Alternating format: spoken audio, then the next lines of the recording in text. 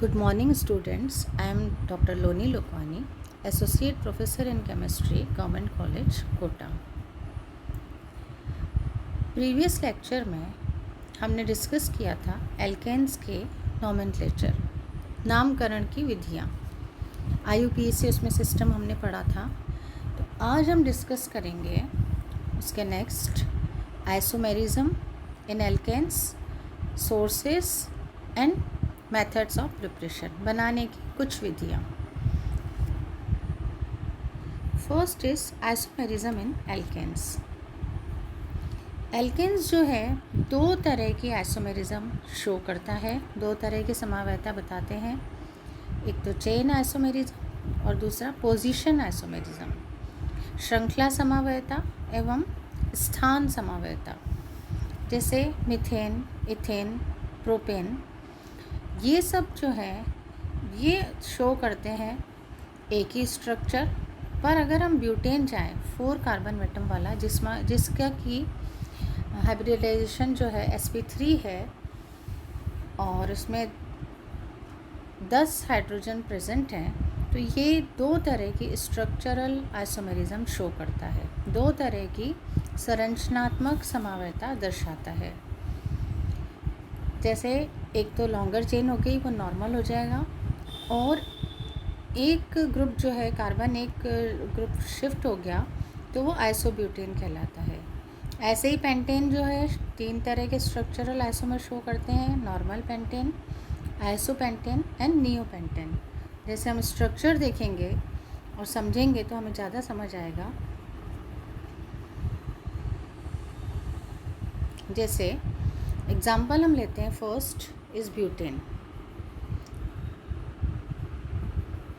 Butane में जो है ये इस तरह, ये वाला जो स्ट्रक्चर है CH3 CH2 CH2 CH3, 4 carbon atoms present है तो नॉर्मल है, तो नॉर्मल ब्यूटेन है।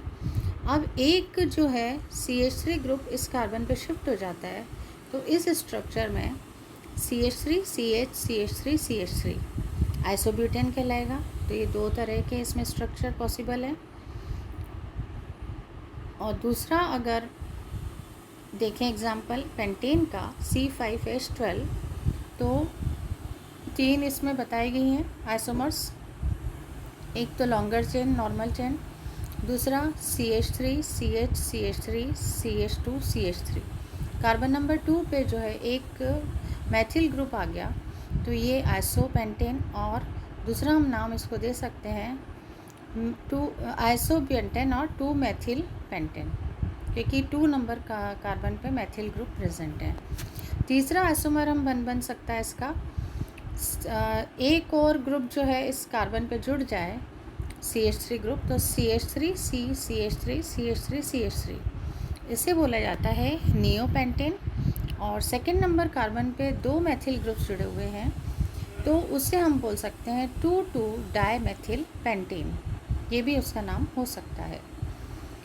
ये तो हो गए आइसोमर्स ब्यूटेन और पेंटेन के। अब नेक्स्ट है structural isomers of hexane, C6H14। अब इसमें जो है दोनों तरह की समावयता पाई जाती है, चेन एंड पोजीशन।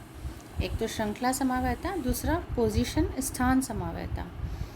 तो जैसे स्ट्रक्चर C6H14 है, एक तो नॉर्मल चेन है तो उसका नाम हो जाएगा normal hexane, 6 carbon atoms present है, और एक कार्बन एटम जो है शिफ्ट होके सेकंड पे आ गया तो ये हो जाएगा सेकंड स्ट्रक्चर 2 मैथिल पेंटेन। और थर्ड वाला जो है उसमें एक और जो है पोजीशन इसकी चेंज होगी, ये 2 पे है, अब 3 नंबर जो कार्बन है उस पर अगर CH3 ग्रुप आ जाता है तो इसका नाम हो जाएगा 3 मैथिल पेंटेन। तो इस तरह से जो सब्स्टिट्यूएंट है, मैथिल ग्रुप है, एल्किल ग्रुप जो है, उसकी पोजीशन भी इसमें बदल रही है तो स्ट्रक्चर भी चेंज हो जाता है, इसलिए नाम भी इसका चेंज हो जाता है। तो structure 2 and 3 are position isomers also. Okay, next structure इसका है CH3 CH, सेकेंड नंबर पे एक मैथिल ग्रुप है, थर्ड नंबर कार्बन पे भी मैथिल है, तो इसका नाम हो जाएगा 2,3 डाईमेथिल ब्यूटेन, क्योंकि लॉन्गर चेन ब्यूटेन है 4 कार्बन वाली, तो ये भी एक इसका स्ट्रक्चर है। और दूसरा है CH3 CH2 CH3 CH3 CH3 2,2 dimethyl butane. तो इस तरह से जो है पोजीशन बदलने से इसमें जो है आइसोमर्स बदल जाते हैं। तो ये इस तरह की समावयता एल्केन्स में पाई जाती है। नेक्स्ट हम देखेंगे सोर्सेस ऑफ एल्केन्स। एल्केन के जो है स्रोत या सोर्स कौन कौन से हैं। कमर्शियल सोर्सेज जो है एल्केन्स के आप जानते ही हैं, पेट्रोलियम और नेचुरल गैस हैं। तो सबसे इम्पॉर्टेंट सोर्स जो है इसका प्राकृतिक गैस और पेट्रोलियम है। पेट्रोलियम एल्केन्स या दूसरे हाइड्रोकार्बन्स का भी एक कॉम्प्लेक्स मिक्सचर होता है, मिश्रण होता है, ये आप जानते हैं, जिसमें कि 4 कार्बन एटम्स से लेके जो है एल्केन्स पाए जाते हैं। और पेट्रोलियम के जो कुएँ होते हैं, नेचुरल जो सोर्सेस होते हैं, उससे जो हमें नेचुरल गैस मिलती है उसमें lower alkanes generally methane, ethane, propane और ब्यूटेन ही जो है उसमें पाए जाते हैं।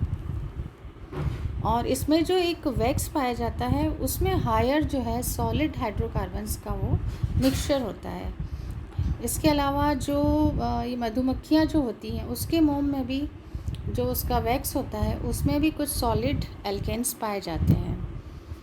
और दूसरा सोर्स हम देखें तो नेचर में जो एनिमल्स एंड प्लांट्स पाए जाते हैं उनका जब डिके होता है तो उससे भी जो है मेथेन जैसे लोअर एल्केन्स जो है बनते हैं। ये आप जानते हैं, पढ़ चुके हैं। तो इसलिए पेट्रोलियम जो है आप जानते ही हैं, जैसे ऑर्गेनिक जो मैटर होता है उसके डिकम्पोजिशन से ही जो है इसका फॉर्मेशन होता है। तो इस तरह से ये सारे जो है एल्केन्स के सोर्सेस हैं। And alkanes after pentane have many isomers and there is a little difference in their boiling point, so it is difficult to obtain them in pure state from fractional distillation of petroleum. तो इस तरह से ये सारे जो है sources हैं। और alkanes from methane to normal pentane and isopentane are obtained by the fractional distillation of crude petroleum. तो पेंटेन तक के जो है हम उसको पेट्रोलियम से हम इसको प्राप्त कर सकते हैं। फ्रैक्शनल डिस्टिलेशन एक डिस्टिलेशन की प्रोसेस है जिसमें कि अलग अलग टेम्परेचर पे जो है वो फ्रैक्शंस हमें प्राप्त होते हैं प्रोडक्ट के। तो ये हो गए एल्केन्स के स्रोत। अब हम कुछ एल्केन्स के बनाने की विधियाँ, मेथड्स ऑफ प्रिपरेशन भी आज डिस्कस करते हैं। First is from hydrogenation of alkenes and alkynes. Alkenes एवं एल्काइंस के हाइड्रोजनीकरण द्वारा जब इनको हाइड्रोजनेटेड इनको किया जाता है तो कैटलिस्ट में जो यूज़ किए जाते हैं वो निकल हो सकता है, प्लेटिनम हो सकता है एंड पैलेडियम हो सकता है। And these catalyst are used in the presence of barium sulphate. जैसे CnH2n जो है एल्कीन है कोई भी, उसका हाइड्रोजनेशन किया गया निकल और पैलेडियम और प्लेटिनम के प्रेजेंस पे at temperature 473 to 573 degree kelvin. तो हमें CnH2n+2 मीन्स नॉर्मल एल्केन जो है वो हाइड्रोकार्बन सैचुरेटेड एल्केन्स प्राप्त होते हैं। अगर हम प्रोपीन लेंगे तो हमें प्रोपेन प्राप्त होता है, या कोई भी एल्किल ग्रुप लिया यार तो उसका हाइड्रोजनेशन या हाइड्रोजनीकरण किया तो RCH2CH3 प्रोपेन या प्रोपेन है। अगर यहाँ पे CH3 है तो C2H5 है तो ब्यूटेन होगा। तो जो भी एल्किल ग्रुप लिया उसके करस्पॉन्डिंग हमें एल्केन जो है प्राप्त होता है। अगर हम आइसोब्यूटीन लेते हैं और उसका हाइड्रोजनेशन कराते हैं तो हमें आइसोब्यूटेन प्राप्त होता है। तो इस तरह से एल्कीन की जगह हम एल्काइंस लेते हैं RC≡CH तो उनका भी हाइड्रोजनेशन करवाया गया पैलेडियम कार्बन और पैलेडियम बेरियम सल्फेट के प्रेजेंस में या निकल के प्रेजेंस में। निकल ये सब कैटलिस्ट हैं तो हमें RCH2CH3 एल्केन प्राप्त होते हैं। जैसे प्रोपाइन है CH3C≡CH तो इससे हमें मिल रहा है CH3CH2CH3, ये प्रोपेन हमें प्राप्त होता है। तो इस तरह से ये विधि है प्रोपेन के एल्केन्स के बनाने की, hydrogenation of alkenes and alkynes. Next method है by the reduction of halo alkanes. Halo alkanes के अपचयन द्वारा। हेलो एल्केन्स क्या होते हैं? RX, कोई भी हो सकता है X ग्रुप। तो रिडक्शन हेलो एल्केन्स का जो है किया जा सकता है, जैसे ये इन halo alkanes gets reduce in the presence of lithium aluminium hydride और सोडियम मरकरी NaHg और sodium CH3CH2OH ethanol, sodium ethanol और जिंक कॉपर कपल और जिंक HCl और एल्यूमिनियम Hg। इन सब की प्रेजेंस में अगर ये कैटलिस्ट लिए जाएँ तो इनका रिडक्शन हो जाता है और एल्केन्स को हम प्राप्त कर सकते हैं। जैसे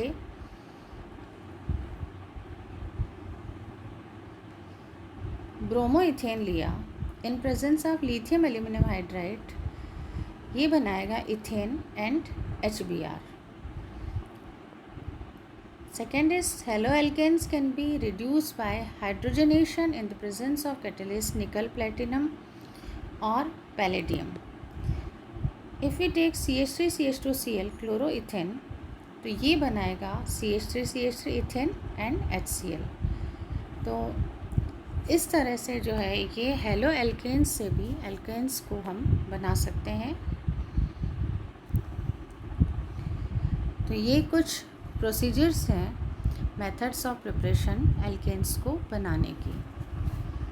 अब बाकी प्रोसेस हम नेक्स्ट जो है लेक्चर में कंप्लीट करेंगे।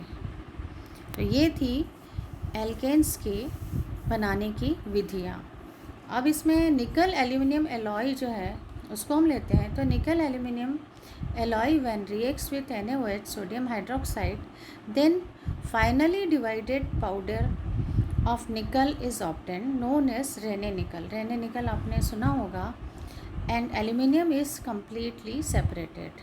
तो इस तरह से जो है ये अलॉय को लेंगे तो रेने निकल का निर्माण होता है, हमें प्राप्त होता है। Thank you.